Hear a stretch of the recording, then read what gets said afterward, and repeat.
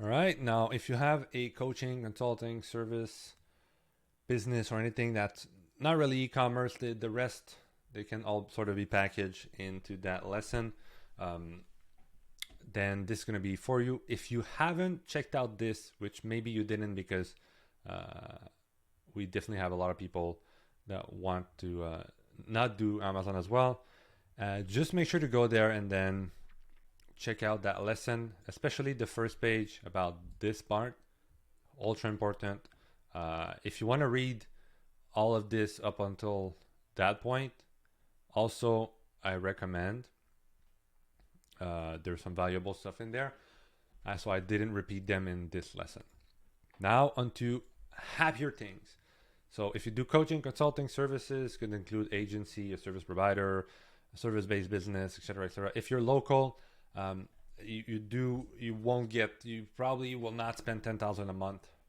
That's just because there's not going to be enough impression anyway. Just letting you know. But these are really the objectives we can go for. There's a view, so basically no opt-in at first. Lead, call, sell. In terms of what you can offer them to opt in, so I've also mentioned that in another video, but I'll do it really quickly. If you have a community already, if you are someone that likes communities, or you have a brand that is more prone to a sense of belonging, community driven, sharing with other people. I didn't mention that in the other video, but I used to use this example of like not all brands should have a community, like an actual community. Like if you look at having an anal cream, I don't even know what its purpose would be. But maybe let's say something for hemorrhoids. You probably don't want to just shout out from the rooftop that you have hemorrhoids and that you love this product and that you still can't sit down, but dear God, it's hurting less and less every day because of the cream. So you probably don't want to share that. And so the community aspect of this specific product or brand is not, it's probably not how you would do that. But if you had a product about getting rid of hemorrhoids, you may have education about other things you can do before and after using the product. That would be helpful. You can have an ebook that says all the things you can do to get rid of your hemorrhoids in 21 days or less, and this and that, and then, or 9 reasons why keto doesn't work, keto diet doesn't work, and how to fix them in 5 minutes, blah blah blah. Like, and then obviously people are curious, they want to see that, they want to figure out why you say it won't work. I also like the quiz aspect. If you have a basically a service business or someone struggling with their Google ads or emails or whatever, or listings, hey, like here, you ask them questions about, you get them to paste in their email or their listing, and then you have a tool, a quiz that's more like this one, but you analyze why, and you share them why their quiz, their email's not working, and then at the end you obviously diagnose like how to solve that problem. And the problem is, let's hop on a call. The problem is, here's one product. Maybe it's a mini course, maybe it's a one-on-one consultation with you, free or paid, maybe it's whatever it is, right? There's a lot of different ways to do that, but the quiz is a great way to have people qualify themselves and also diagnose what's wrong, etc. You can give them you can make up a free service for them. Like, for example, I've shared before, I think I have a brand, we write books for people, and it's great. It's a great brand, great margin, etc. I actually even thought about writing books for free as a way to get more people in the door and then offer more. I didn't. It's not something I've discarded or totally. I'm still thinking about it, but because we can literally have someone fill out a form and their book's written. It takes us extreme, like almost no time to do that, extremely cheap. um, and so that would be one way where if we offer a book writing service, we can say, hey, we'll write your book for free.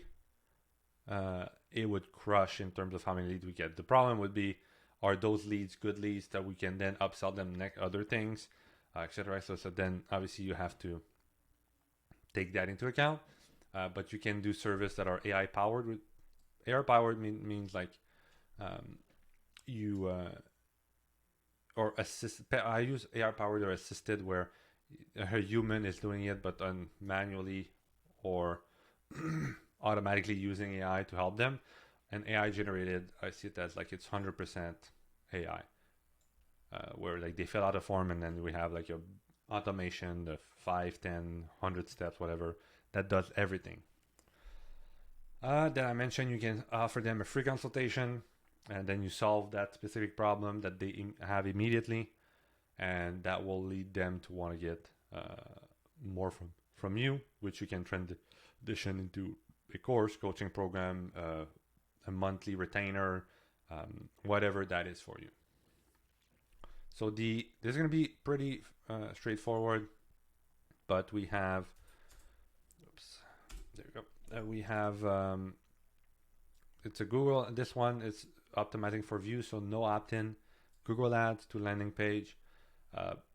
On that landing page, you can have something for free. You can have like a free board, a free book, a free course.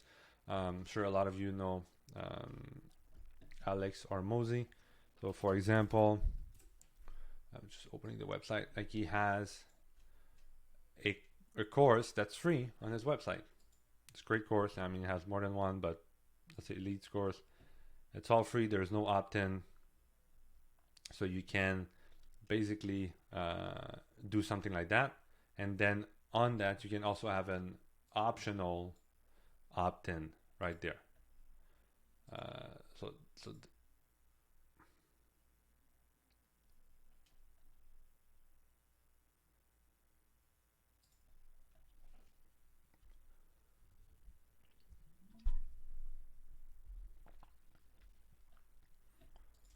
that's one way to do it.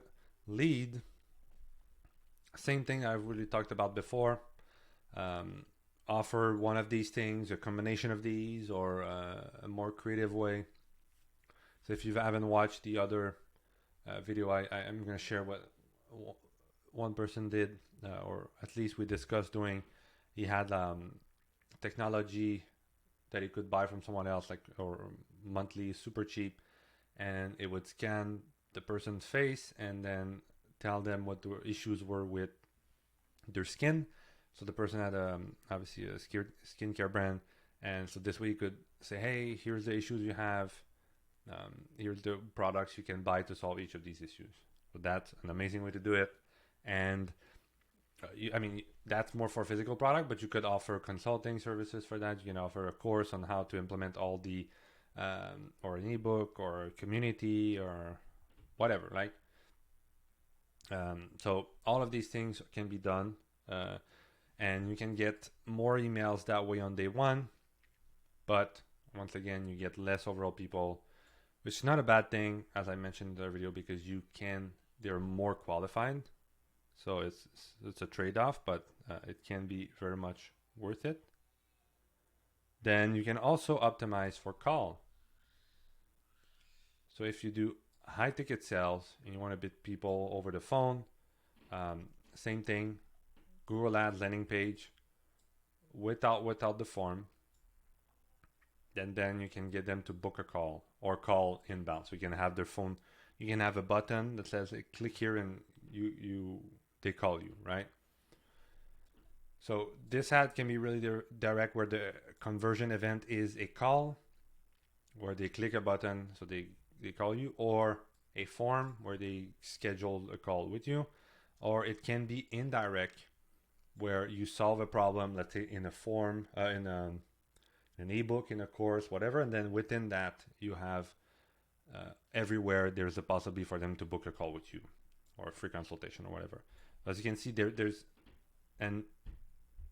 really a very high number of possibilities of how you can incorporate all of these. So it really depends on your brand, what you've seen works, to try to implement this the way you feel like makes the most sense. This has less friction, if especially if there's no opt-in in between. You can have the biggest ROI, obviously, because when you sell high ticket packages, usually over the phone. So if you you don't need many leads to be able to close 5,000, 15,000, 50,000, whatever it is. So then that makes your ROI insane, especially since you're not actually paying for the ads. The cons of this approach is you need a solid sales process, right? You need someone to, if they give you their number for them, so you can call them back. If they call you, obviously you want to either call them within a minute. You want to have someone that's ready to answer at all times. You need to have a good follow-up, a good script for your sales process, etc., etc. Now, on your website, this is very similar to, I think it's the exact same text from the other offer, because for e-commerce it works the same. You would have a Google ad to a landing page with or without a form, and then the goal is to send them to your website. That could be on another landing page on your website, whatever is already converting well. And a lot of ways you can do this. I like to start with high intent keywords, solving the problem, solution. So you sort of pre-frame them.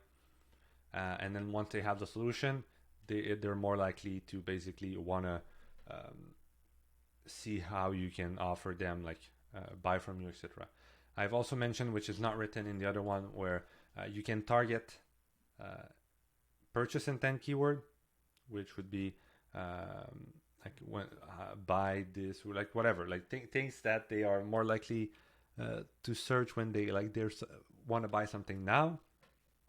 And this can work. It's just the thing is your ad cannot be like overly promotional of, hey, buy this discount, this is a X amount of dollar. Like you want to avoid that, not because you cannot do it, just because it's a little more likely that the ad gets flagged. And if it gets flagged, if you get too many ads that get flagged, you can get your account manually reviewed. And then you don't want, if you're getting your account manually reviewed, you're probably doing something shady, and so you don't want them to see that, etc. By them, I mean Google. And so you want to be extra careful. But so you can target it, but you have to be more creative.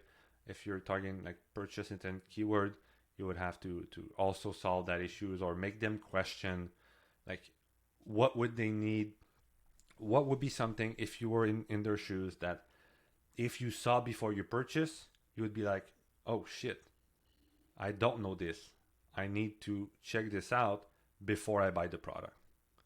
Like in the keto, it's like, hey, let's say I'm going to use that because it's straightforward, but or like if you're selling in something about emails, if you have your Amazon, you're selling Amazon listing services, like, hey, this is the 7 keywords that gets your Amazon listing shadow ban or whatever. I don't think people are using that term anymore, but like listings that trigger Amazon's alarm silently, so you don't know that you're getting penalized, but you don't know, and so you keep wondering why you're losing sales, etc. So things like that, and people are gonna be shit. Like, I need to know these keywords because maybe I'm using them, and maybe that's why my listing is not converting, although it probably just sucks. But you're interrupting the pattern. You're interrupting their, like, they were going to probably click on another thing to buy, and then you see her, and then you become the one that's educating them, that made them realize that, oh damn, there's more to it. If I learn from them now, then obviously they know more, blah blah blah, I'm bought from them. So here there's more purchase intent driven. That's a really solid pro, but there is more friction, which is not necessarily a bad thing. You just have to know that there's more or less events that are convert every day for that.